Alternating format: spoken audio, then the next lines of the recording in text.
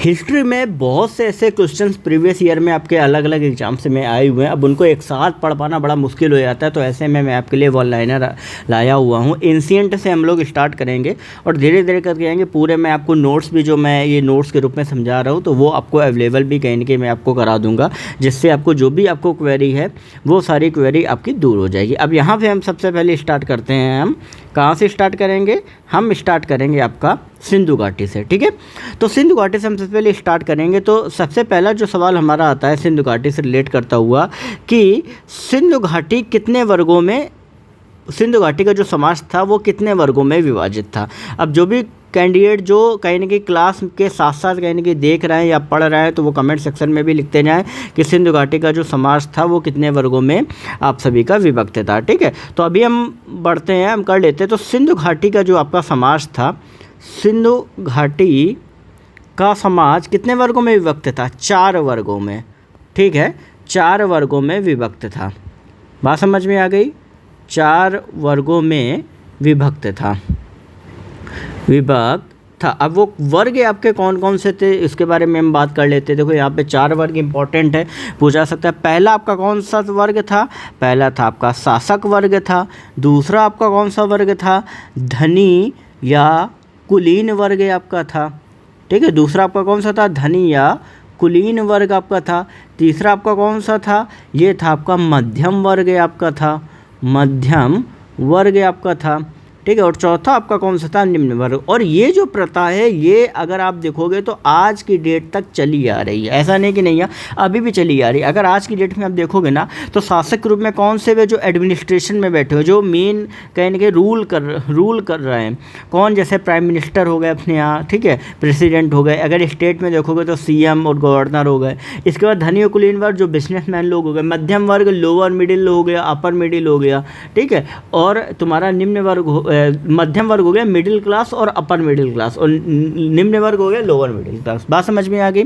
तो ये आपका एक क्वेश्चन कंप्लीट हो गया। ठीक है, अब ये क्वेश्चन पूछे गए हुए हैं, अगर आप प्रीवियस ईयर देखोगे तो आपको कहीं ना कहीं समझ में आएगा। अब यहाँ पे एक चीज़ और मैं बता दूँ कि अगर हड़प्पा की सभ्यता की बात करोगे तो हड़प्पा की सभ्यता आपकी कैसी थी? हड़प्पा की सभ्यता जो थी वो आपकी शांतिमूलक सभ्यता थी। कौन सी थी? शांतिमूलक जो है वो आपकी सभ्यता थी। ठीक है, हड़प्पा की सभ्यता कौन सी थी? शांतिमूलक सभ्यता थी। बात समझ में अब ये आ गई?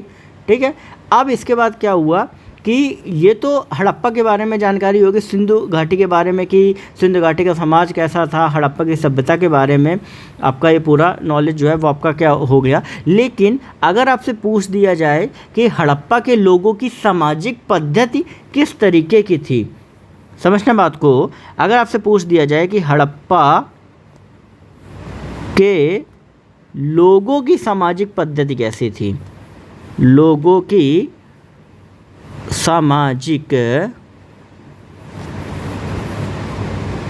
पद्धति कैसी थी? उचित समतावादी थी। बात समझ में आ गई? उचित समतावादी थी। ठीक है, कैसी थी? उचित समतावादी जो थी वो आपकी थी। ठीक है, ये आपका क्लियर हो गया। ये आपका मेन जो वन लाइनर क्वेश्चन है वो आपके कंप्लीट हो गए।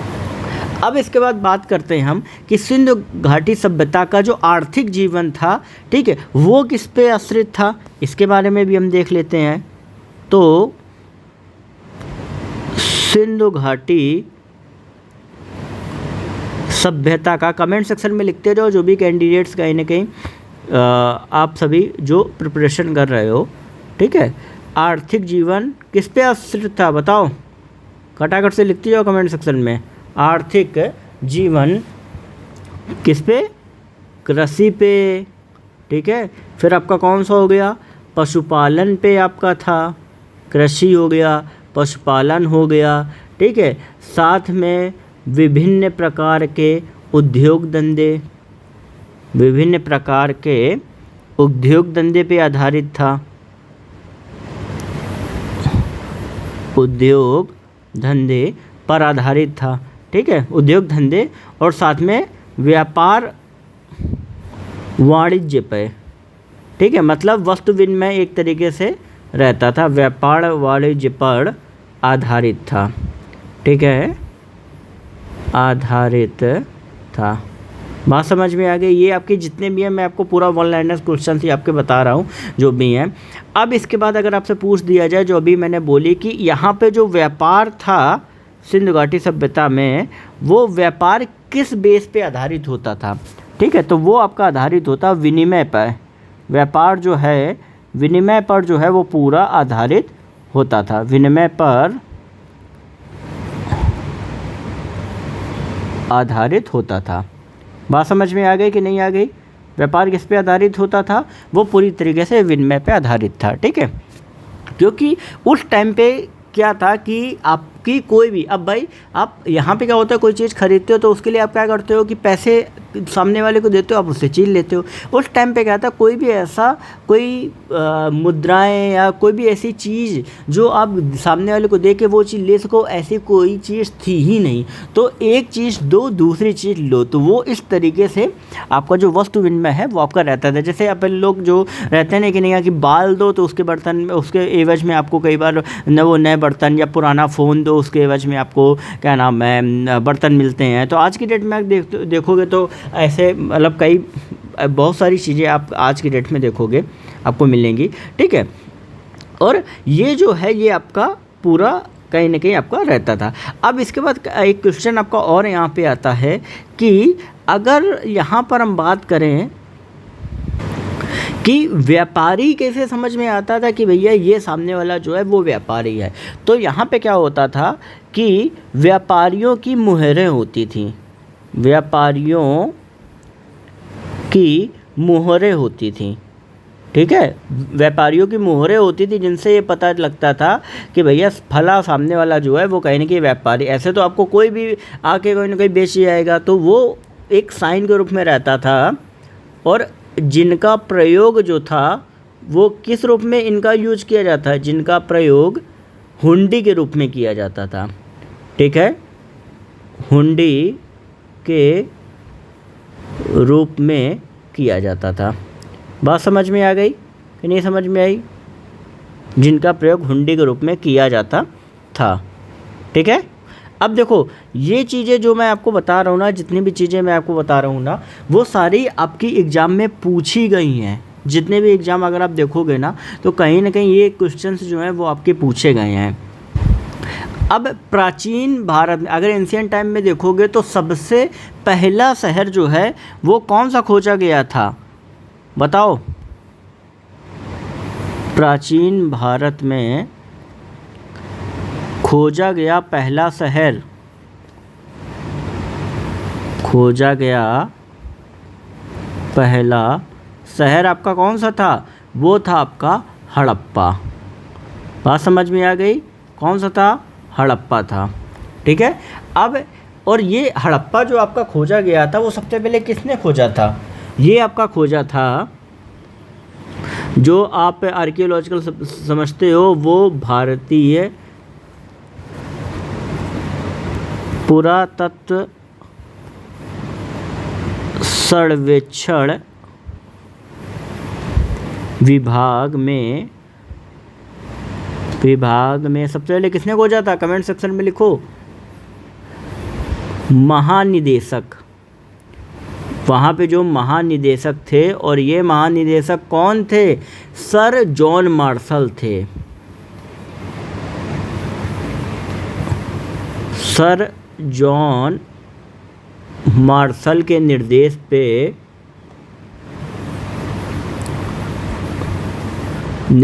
पर 1921 और 22, ध्यान में रखने वाली बात है, 1921 और 22 में किसने खोजा था? दयाराम साहनी ने।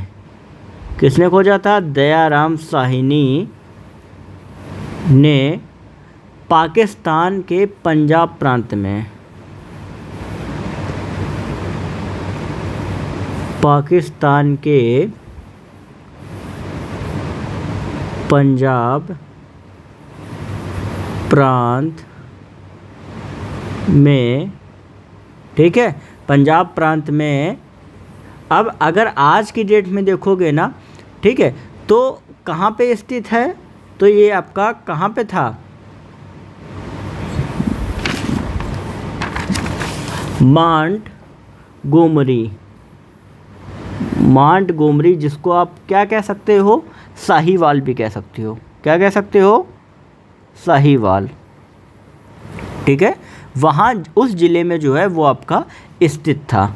ठीक है, उस ज़िले में स्थित था। बात समझ में आ गई। अब अगर ये पूछ दिया जाए कि भैया उस ज़िले में तो स्थित था, लेकिन ये किस नदी के तट पे था, तो ये ध्यान में रखने वाली बात है, ये रावी नदी के तट पे था। कहाँ पे था, रावी नदी के तट पर जो है वो आपका ये था। अब ये समझ में आ गई बात कि नहीं आ गई। अब देखो एक चीज़ और ध्यान में रखने वाली बात है, अगर हड़प्पा के बारे में इतनी सारी चीज़ें पढ़ोगे तो कई बार क्वेश्चन इस तरीके से भी आता है कि जब हड़प्पा के स्थलों की खुदाई करी गई थी तो क्या उसमें कोई भी शिखर मंदिर मिले थे। बहुत से ऐसे क्वेश्चंस आपको अलग अलग एग्ज़ाम में आपको दिए गए थे, और उनमें से मैं आपको बता दूं कि हड़प्पा में जब खुदाई हुई थी, हड़प्पा खुदाई में कोई शिखर सहित मंदिर नहीं मिला। ठीक है,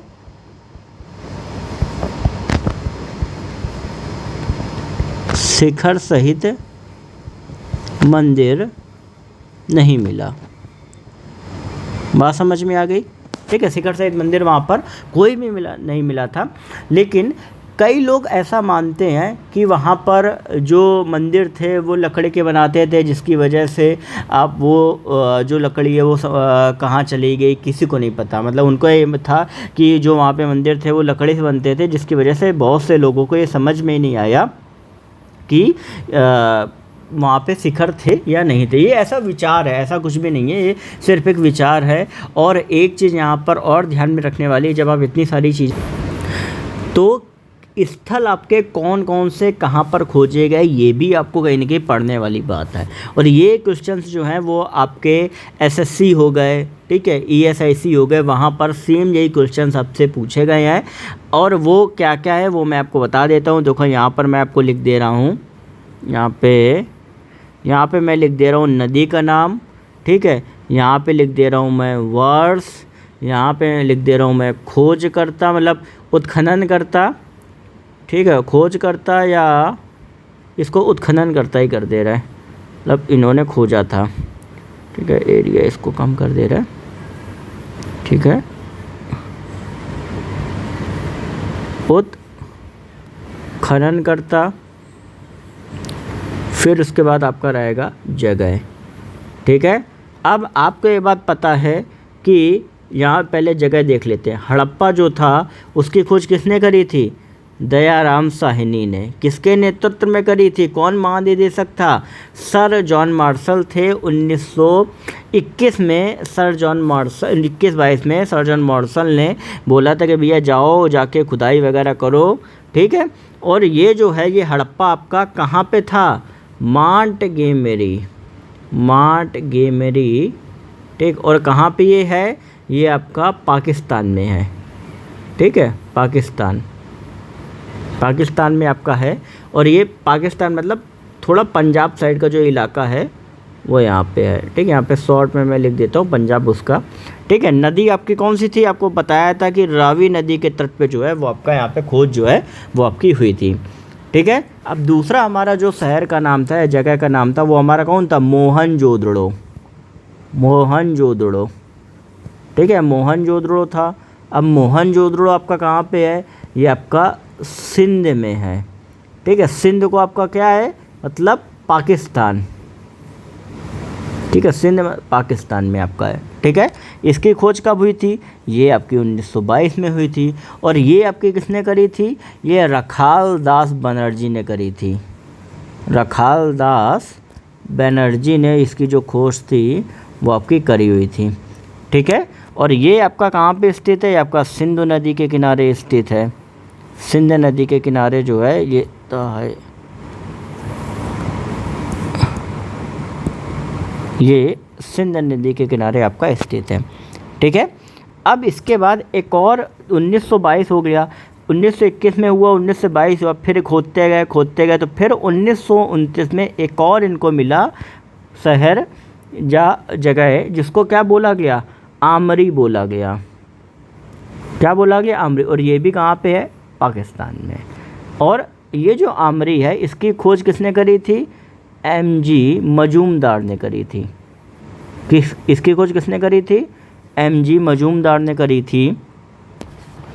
और ये भी जो है वो सिंध नदी के किनारे है। समझ में आ गई बात? अब इसके बाद 1929 के बाद फिर एक खोज हुई 1931 में, जो हुई आपकी चंगहुदड़ो की। चंगहुदड़ो की आपकी खोज हुई और यहाँ पे ये इधर खोज हुई। चंगहुदड़ो की जो आपकी खोज हुई, चंगहुदड़ो की आपकी जो खोज हुई, वो आपकी खोज किसने करी थी? वो भी इन्होंने ही करी थी। मतलब एमजी मजूमदार ने ही आपकी इसकी खोज जो है वो आपकी करी थी। और ये भी जो है ये आपका कहाँ पे है? सिंधु नदी के किनारे है। समझ में आ गई बात? सिंधु नदी के किनारे है। फिर उसके बाद 1931 में, क्योंकि कई अलग अलग टीमें इधर उधर जा रही थी, खोज रही थी, तब एक और शहर निकला जो आपका था सुतका-गेंडोर आपका जो शहर था वो आपका आया। अब देखो समझने वाली बात यह है कि अभी जो खुदाई हो रही वो पंजाब पाकिस्तान उधर साइड के एरिया में हो रही है। तो इसके बाद 1910 में जब ये खोदते गए तो उधर बलूचिस्तान चले गए। कहाँ चले गए? बलूचिस्तान। इधर आपको जाएगा सुतका-गेंडोर। ठीक है।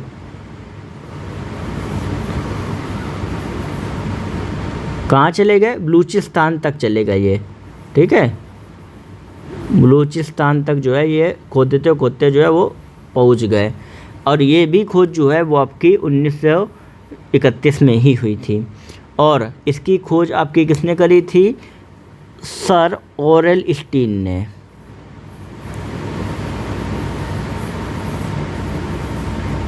बात समझ में आ गई? ऑरेल स्टीन ने जो है वो आपकी इसकी खोज करी थी। और ये किस नदी के किनारे था? तो दास्क नदी के किनारे आपका जो था वो आपका यहाँ पे था। फिर इसके बाद नेक्स्ट जब आप देखोगे तो 1931 के बाद फिर कुछ टाइम तक इन्होंने खोजते रहे, उधर साइड खोजते रहे, फिर उनको कुछ नहीं मिला। फिर उन्होंने सोचा कि अगर उधर ना खोज के नीचे साइड अगर हम खोजें तो फिर हो सकता है कुछ मिले। तो इनको फिर क्या हुआ, फिर बीच में क्या हुआ कि आपका जो इंडिया है वो आपका भारत देश जो है वो हमारा आज़ाद भी हुआ। ठीक, भारत पाकिस्तान का बंटवारा हुआ ये वो। तो वो होते होते फिर बाकी सारी चीज़ें हुई जिसकी वजह से फिर इन्होंने इधर साइड को खोदना चालू किया इंडिया में ही। तो इनको फिर क्या मिला, 1952 से 55 के बीच में जब खुदाई चली तो इनको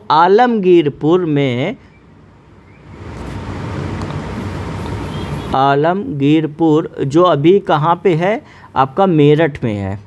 और मेरठ आपका कहाँ है? आपको पता होगा कि उत्तर प्रदेश में मेरठ है। तो आलमगीरपुर में मिला। और इसको खोजने वाले कौन थे? यज्ञदत्त शर्मा। यज्ञदत्त शर्मा ने जो है वो ये जो खोज है वो आपकी करी हुई थी, यज्ञदत्त शर्मा ने करी थी। और ये जो आलमगीरपुर ये जो था ये आपका कौन सी नदी के किनारे था? ये आपका हिंडन नदी के किनारे था। कौन सी नदी के किनारे था? हिंडन नदी के। ठीक है, हिंडन नदी के जो है वो आपका ये किनारे था। फिर इसके बाद क्या हुआ कि फिर 1952 में तो चली रही थी, फिर 1952 से 82 तक फिर लगातार खोजते रहे। तो वहीं से खोजते फिर वहाँ रोपड़ पहुँच गए। और रोपड़ में आपको, रोपड़ अब ये कहाँ पे है? रोपड़ पहुँचे तो रोपड़ ये जो तुम्हारा है ये तुम्हारा है पंजाब में। ठीक है, रोपड़ कहाँ पे तुम्हारा? पंजाब में। पंजाब सिंध आपने सुना ना? ठीक है, क्योंकि आधा पंजाब उधर चला गया था, ये आपका पंजाब में है। समझ में आ गई बात? और ये जो रोपड़ है ये आपका किस नदी के किनारे है? तो सतलज नदी के किनारे है। सतलज नदी के किनारे आपका क्या है? रोपड़ है। और रोपड़ की खोज भी आपकी किसने करी थी? ये भी आपकी यज्ञदत्त शर्मा ने ही आपकी रोपड़ की खोज जो है वो आपकी करी थी। फिर अगर आप नीचे आओगे तो यहाँ पे आपको दिया जाएगा रंगपुर आपका दिया जाएगा। अब ये रंगपुर जो है वो आपका कहाँ था? तो रंगपुर था गुजरात में। कहाँ था? गुजरात में। अब देखो ये जो नाम है ये याद रखने क्यों सबसे ज़्यादा इम्पोर्टेंट है, क्योंकि यही नाम जो है वो आपके आगे काम आएंगे। तो रंगपुर जो था वो आपका जो गुजरात में आपका स्थित है, ये आपका किस नदी के किनारे है? मादर नदी के किनारे है। समझ में आ गई बात? ठीक है, रंगपुर गुजरात में है और ये आपका मादर नदी के किनारे। और इसकी खोज किसने करी थी? माधव स्वरूप वत्स व रंगनाथ राव ने। किसने करी थी? माधव स्वरूप वत्स एवं रंगनाथ ने करी थी, रंगनाथ राव। इसमें सबसे ज़्यादा जो कंट्रीब्यूशन था वो माधव स्वरूप वत्स का था, ठीक है। और ये जो आपका खोज हुआ था वो 1953 में आपका जो खोज था वो आपका हुआ।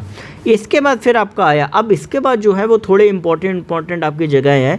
जैसे इसके बाद नेक्स्ट जो 1953 का आपका आया, इसके साथ ही में आया, वो आपका आया कालीबंगा का। अब ये कालीबंगा आपने सुना होगा, कई बार एसएससी के क्वेश्चंस में भी पूछा गया है कि ये जो कालीबंगा है ये आपका कहाँ खोदा गया था।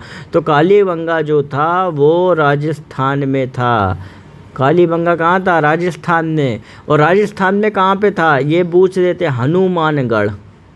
हनुमानगढ़ में जो था वो आपका कालीबंगा था, राजस्थान में। कई बार ये सेम क्वेश्चन पूछा गया है। और ये इसको किसने खोजा था? डॉक्टर ए घोष ने खोजा था। किसने खोजा था? डॉक्टर ए घोष ने आपका खोजा था। और ये किस नदी के किनारे में है? ये घग्गर नदी के किनारे में। कहाँ पर है? घग्गर नदी के किनारे पे है। फिर इसके बाद नेक्स्ट हमारा कौन सा खोजा था? वो हमारा था 1955 से 57 के बीच में था, कोट दीजी। क्या था? कोट दीजी था। और ये कोट दीजी जो है वो आपका कहाँ पे है? ये आपका है सिंध में। और सिंध को क्या? सिंध नहीं, सिंध ये कहाँ है? पाकिस्तान में। और इसकी खोज करने वाले कौन थे? एफ खान थे। कौन थे? एफ खान, ठीक है। आप यहाँ से अंदाज़ा लगा ही सकते हो, नाम से अंदाज़ा लगा ही सकते हो कौन थे? एफ खान थे। बात समझ में आ गई? अब इसके बाद फिर क्या हुआ कि ये खोजें जो चल रही थी, फिर साइड में फिर क्या हुआ कि आपका अलग अलग जगह पे चल। तो 1954 से 63 में जब आपकी खोज होती रही तो फिर इनको एक जगह मिली जिसको नाम था लोथल था। क्या नाम था? लोथल था। अब लोथल क्या था? आपको पता है कि लोथल आपने पढ़ा भी होगा, एक डॉकयार्ड हुआ करता था, लोथल था। अब ये लोथल कहाँ पे है? लोथल गुजरात में है। अब गुजरात में बोल दिया जाए कि गुजरात के किस शहर में है? तो ये अहमदाबाद में है। किस शहर में है? अहमदाबाद में। बात समझ में आ गई नहीं आ गई? ये पूरा मैं आपका लिख दे रहा हूँ कि किस किस तरीके से कैसे क्या चीज़ें जो हैं वो आपकी चल रही हैं, ठीक है। अहमदाबाद में आपकी हैं। अब इसके बाद इसके खोजकर्ता आपके कौन थे? तो एसआर राव थे। और माधव स्वरूप वत्स जो आपने पढ़ा है वो आपका था, ठीक है। तो यहाँ पे हम कर देंगे एसआर राव एवं जो आपके वत्स थे माधव स्वरूप, वो आपके यहाँ पे कहीं न कहीं आपके थे, ठीक है। फिर इसके बाद आपके कई जगह जो है वो आपकी आई, जैसे मान लो 1956 से 1957 के बीच में। अगर यहाँ पे आप देखोगे, हाँ, अब यहाँ पे नदी के बारे में मैं आपको बताना भूल गया कि ये जो सिंध वाला जो कोट जिद्दी सिंध वाला था, तो ये आपका किस सिंध से ही आप समझ गए कि सिंधु नदी के किनारे होगा। नीचे वाला अगर आप देखोगे लोथल, तो लोथल जो आपका था वो आपका था भोगवा नदी के किनारे। कहाँ था?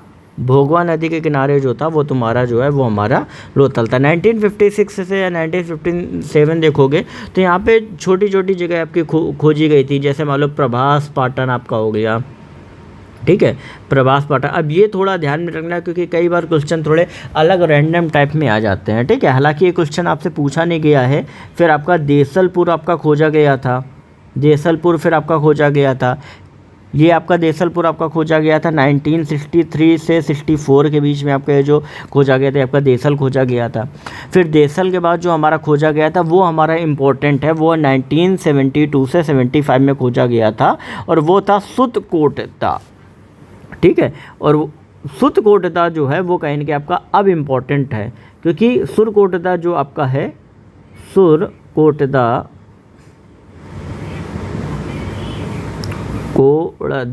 सुतकोटदा आपके लिए इम्पोर्टेंट है। और ये आपका जो है वो आपका कहाँ था? बलूचिस्तान में था। कहाँ था? बलूचिस्तान में था। और इसकी खोज आपकी किसने करी थी? जेपी जोशी ने करी थी। किसने करी थी? जेपी जोशी ने इसकी जो खोज थी वो आपकी करी हुई थी। बात समझ में आ गई? फिर आपका नेक्स्ट जो है वो आपका 1973 में आपका खोजा गया था और वो आपका था बनवाली में। बनवाली आपका खोदा, बनवाली आपका था और बनवाली आप कहाँ पे है, बनवाली आपका है हिसार में। और हिसार तो पता ही होगा कहाँ पे है, कहाँ पे है, हरियाणा। HR लिख दे रहा हूँ मैं शॉर्ट में, हरियाणा में है। और इसकी खोज करी थी RS विस्ट ने। किसने करी थी, RS विस्ट ने जो इसकी खोज थी वो आपकी करी हुई थी, ठीक है। इसके बाद फिर आप अगर नीचे जाओगे, RS विस्ट ने इसकी खोज करी थी। फिर आपका आया कौन सा, बालाकोट। कौन सा आया, बालाकोट आया, ठीक है। और ये बालाकोट की जो आपकी खोज थी वो जॉर्ज F डेल्स ने करी थी। कौन से, किसने करी थी, जॉर्ज F डेल्स ने आपकी खोज करी थी, ठीक है। और इसके बाद फिर आपका था बालाकोट के बाद धौलावीरा आपका था, ठीक है।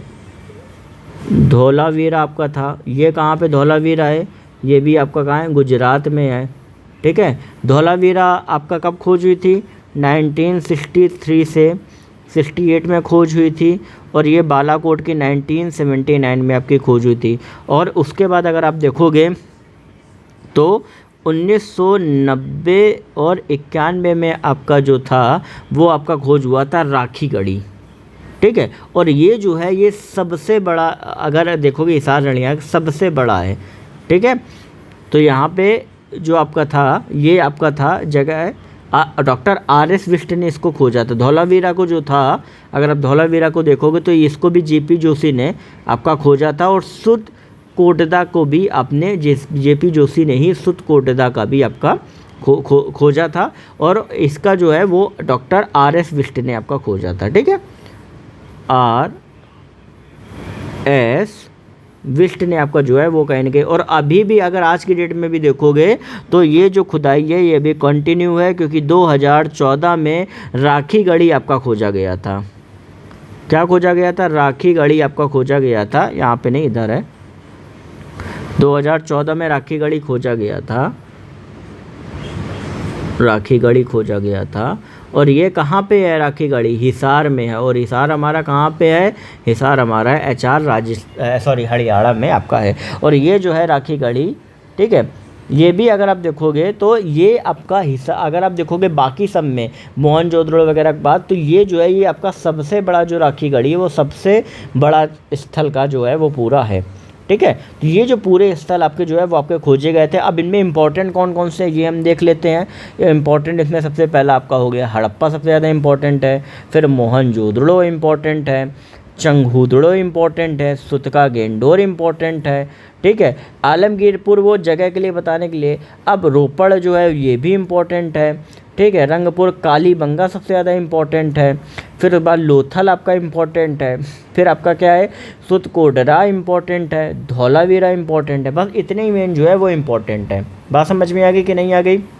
मेन जो है वो इतने ही आपके इम्पॉर्टेंट जो है वो आपके हैं। अब देखो अगर आप देखना चाहोगे तो मेनली अगर आपने अभी तक जो देखा है कि अगर आप यहाँ से अगर आप ऐसे ड्रॉ करोगे, जैसे मान लो ये ऐसे करके ऐसे थोड़ा मुझे मैप बनाना उतना अच्छे से नहीं आता है, फिर मैं आपको कोशिश करूँगा। तो कहाँ से, यहाँ से तुम्हारा बलूचिस्तान से, यहाँ से तुम्हारा जो है वो स्टार्ट हुआ था, ठीक है। और उसके बाद होते होते फिर ये गुजरात वाला जो पूरा एरिया है वो भी आपका आ गया। गुजरात वाला एरिया होते होते फिर आपका इधर ये यूपी का भी एरिया आ गया। और ये होते फिर ऐसे जो है वो पूरा जो है वो घूम के आपका ऐसे पूरा आ गया। तो ये इस तरीके से जो पूरा एरिया था ये हमारा किसका था, सिंधु घाटी का था।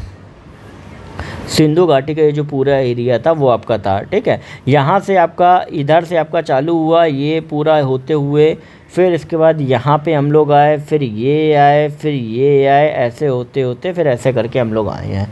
बात समझ में आ गई कि नहीं आ गई, ठीक है। तो ये तो मैंने एक रैंडम उसमें मैंने आपको समझा दिया कि किस तरीके से हमारा जो पूरा यहाँ पे एरिया जो है वो आपका आया हुआ था, ठीक है। तो ये स्पेसिफिक जो क्वेश्चंस आपके होते हैं ये इंपॉर्टेंट आपके कहीं ना कहीं पूछे जाते हैं, ये मैंने आपको अभी बताए हुए हैं। अब नेक्स्ट जो आपकी क्लास होगी वो मैं आगे से आपको बताऊंगा कि आपको आगे क्या क्या चीज़ें जो है वो इम्पोर्टेंट पढ़नी। देखो ये जो मैंने टिक वगैरह लगाए ना, ये इम्पोर्टेंट है और ये ध्यान से पढ़ लेना कि क्या क्या चीज़ें जो हैं वो आपकी इम्पोर्टेंट। देखो यहाँ पे मैं पॉइंट दे दे रहा हूँ, ये फर्स्ट हो गया, ये सेकेंड हो गया, ठीक है, ये थर्ड हो गया, ये फोर्थ हो गया, ये आपका फोर्थ हो गया, इसी के साथ ही है, ये फिफ्थ हो गया, ये सिक्स हो गया, सेवेंथ हो गया, ठीक है, ये पूरा इसी में पूरा जो है वो तुम्हारा पूरा जो है वो आपका कवर हुआ है। ठीक है, तो इतना बस आपको पढ़ना है, बाकी जो भी है आपको बताता रहूँगा। चैनल को सब्सक्राइब करके बेल नोटिफिकेशन आइकन को ऑल पे करना बिल्कुल भी मत भूलें। टेलीग्राम ग्रुप को ज्वाइन कर लें, और भी इंपॉर्टेंट चीज़ें जो हैं वो वहाँ पर मैं आपको डालता रहता हूँ। और कोई भी क्वेरी है तो आप सभी इंस्टाग्राम पर आप पूछ सकते हो, उसका भी लिंक जो है वो आपको हर वीडियो के डिस्क्रिप्शन में आपको दिया जाता है।